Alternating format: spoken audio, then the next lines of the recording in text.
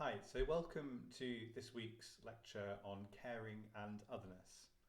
At the core of the two texts we're looking at for this week, there's a tension between the collective approach to care versus what is arguably the dominant mode of model in society of neoliberalism.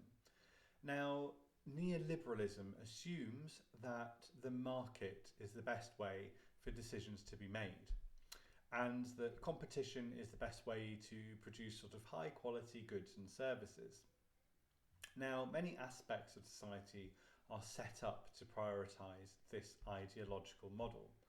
Now, of course, markets have always existed, always will exist, and we're able to make choices about what to buy from where.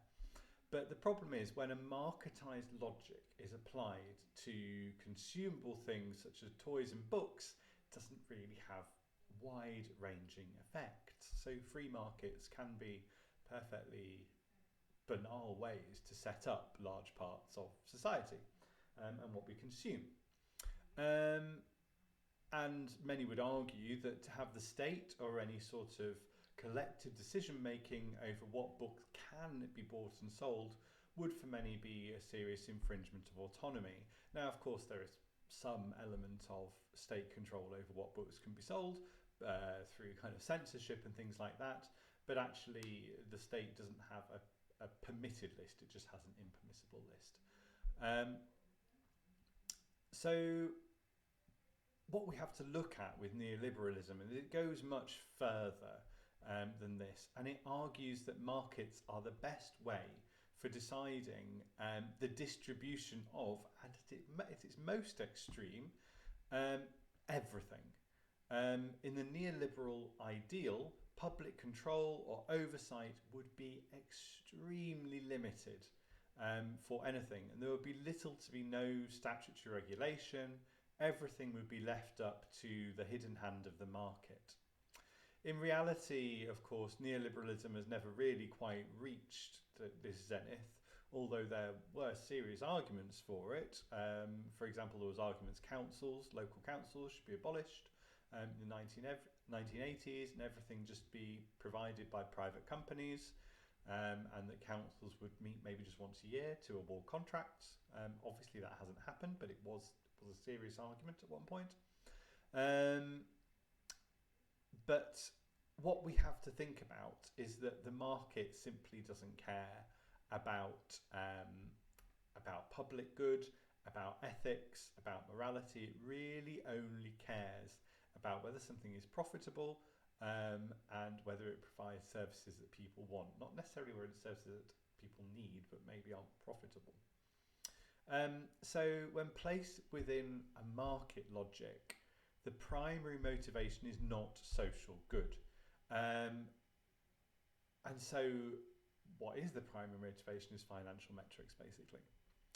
Now, this has the obvious ethical implication that promoting people's autonomy, dignity and sense of well-being are somewhat sidelined. Now, there may be some authors that argue that, well, if people feel their autonomy is impinged, then they simply won't go to that service. And therefore the hand of the market works. But what I would say, along with many other commentators, is that this leads to an erosion of the ethical qualities of care. The ethical qualities of care become secondary rather than primary ways of thinking about how we deliver care. And that can often lead to various sorts of abuse being much more likely to occur.